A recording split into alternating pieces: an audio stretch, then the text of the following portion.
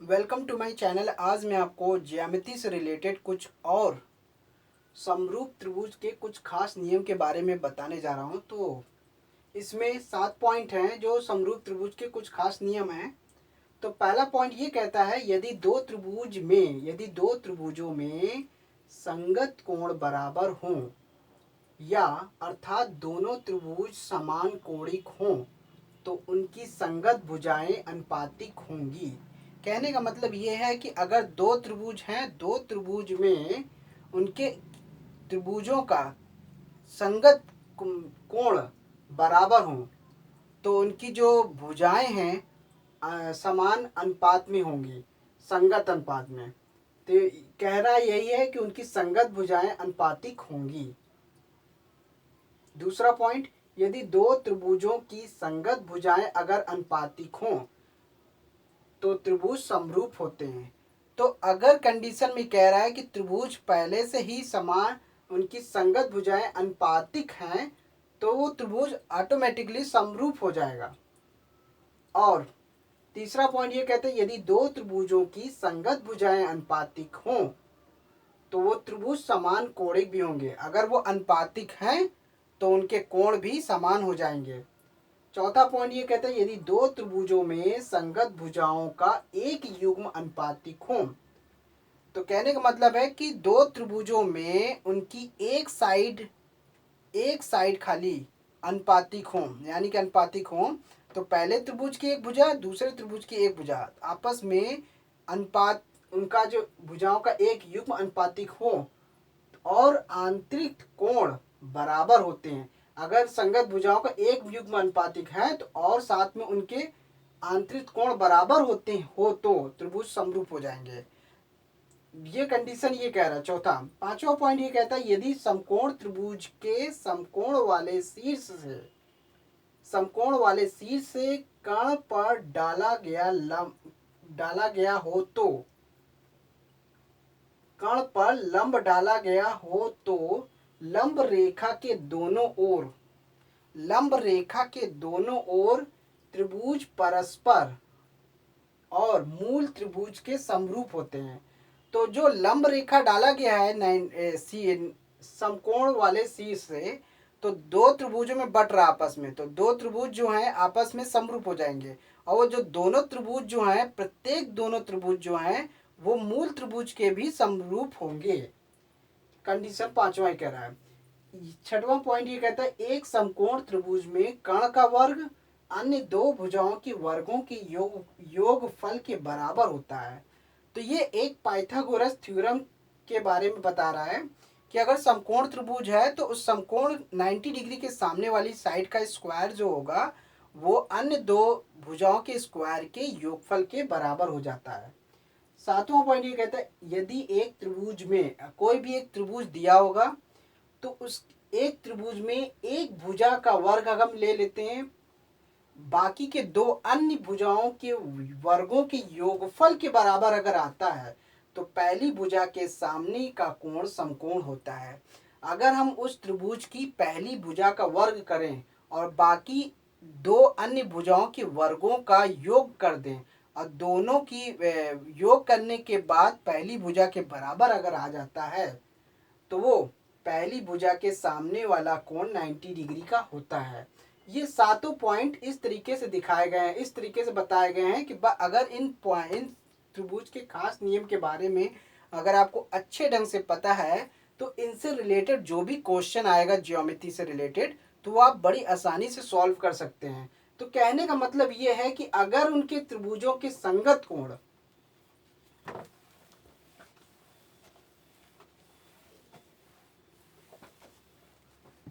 तो दो त्रिभुज दिए हुए इस तरीके से A B C P Q R, condition क्या कह रहा है, दो त्रिभुजों में संगत कोण बराबर हो। तो यानी कि मान लेते ये वाला एंगल और ये वाला एंगल जो है दो संगत कोण बराबर हैं। यदि दो त्रिभुजों में संगत कोण बराबर हों और ये वाला एंगल इस एंगल के बराबर, ये वाला एंगल इस एंगल बराबर, तो कहने का मतलब ये एंगल इसके बराबर है और ये वाला एंगल जो है इस वाले के बराबर। और ये वाला एंगल इस वाले के बराबर है। तो ये है यदि दो त्रिभुजों में संगत कोण बराबर हो। तो कहने का मतलब कंडीशन, पहला कंडीशन ये कह रहा है एंगल ए जो है वो एंगल पी के है और एंगल बी जो है वो एंगल क्यू के है, एंगल सी जो है वो एंगल आर के है।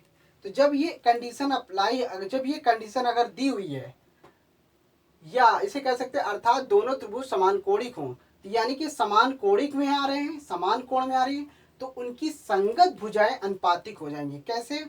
तो कहने का मतलब उनकी संगत भुजाएं आपस में अनुपात हो जाएगा। अगर ये कंडीशन दिया हुआ है, समान कोणिक की कंडीशन में दिया है, तो इनकी भुजाएं, इनकी संगत भुजाएं अनुपातिक हो जाएंगी। तो कहने का मतलब ए बी, इस भुजा का जो रेशियो होगा वो पी क्यू के होगा और BC का जो रेशियो होगा वो QR के हो जाएगा और इक्वल AC का जो रेशियो होगा वो PR के हो जाएगा। यही कह रहा पहला कंडीशन। तो यदि दो त्रिभुजों की संगत कोण अगर आपस में बराबर हैं तो वो त्रिभुज जो होगा अर्थात दोनों त्रिभुज समान कोणिक में आ जाएंगे, और तो ऐसी कंडीशन में तो उनकी संगत भुजाएं अनुपातिक हो जाएंगी। ये पहली कंडीशन में आ गया। अब दूसरी कंडीशन क्या कह रहा है? दूसरी कंडीशन ये कह रही है यदि दो त्रिभुज दिए हुए हैं A B C P Q R, यदि दो त्रिभुज दी हुई हैं उनकी संगत भुजाएं अनुपातिक हैं। अगर पहले से ही बोल रहा है कि उनकी संगत भुजाएं अनुपातिक में आ रहा है, यानी कि AB का जो रेशियो है वो PQ के है और BC का जो रेशियो है वो QR के है और AC का जो रेशियो है वो PR के है। यानी कि इस वाली भुजा का रेशियो इसके साथ, इस वाली भुजा का जो रेशियो है इसके साथ, इस वाली भुजा का जो रेशियो है वो इसके साथ। तो जब भुजाएं आपस में, दो त्रिभुज की भुजाएं आपस में उनकी संगत भुजाएं अनुपातिक में अगर हैं तो ये त्रिभुज ऑटोमेटिकली समरूप में आ जाएंगे। यानी कि त्रिभुज ABC समरूप हो जाएंगे त्रिभुज PQR के। अगर ये कंडीशन अगर दी हुई है तो त्रिभुज ऑटोमेटिकली आपका समरूप हो जाएगा आपस में।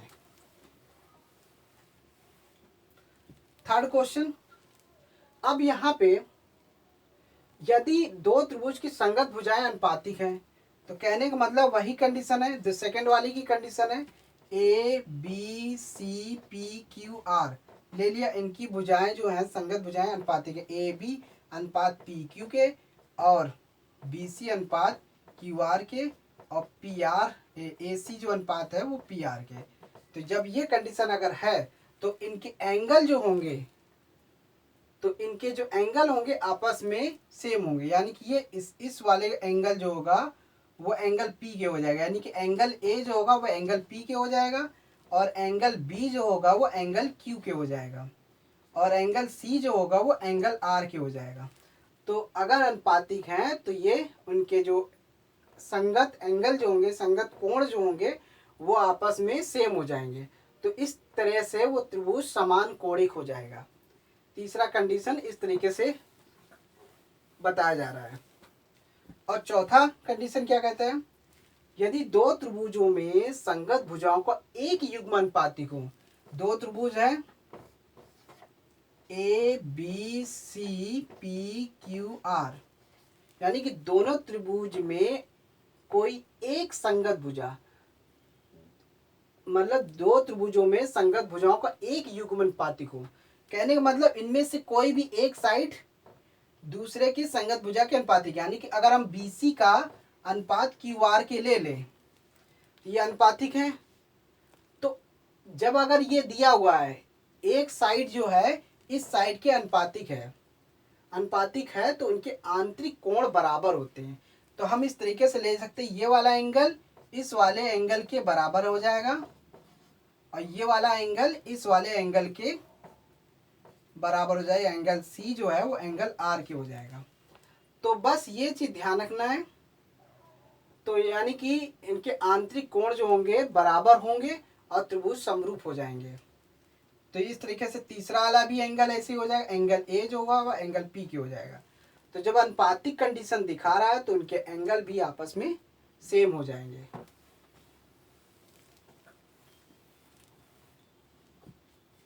पांचवा पॉइंट ये कह रहा है, यदि समकोण त्रिभुज के समकोण वाले शीर्ष से, मान लेते हैं कि ये ऐसे एक समकोण त्रिभुज है, ये 90 डिग्री है, 90 डिग्री है, और ये मान लेते हैं ये ए बी, ये बी हो गया और ये सी हो गया।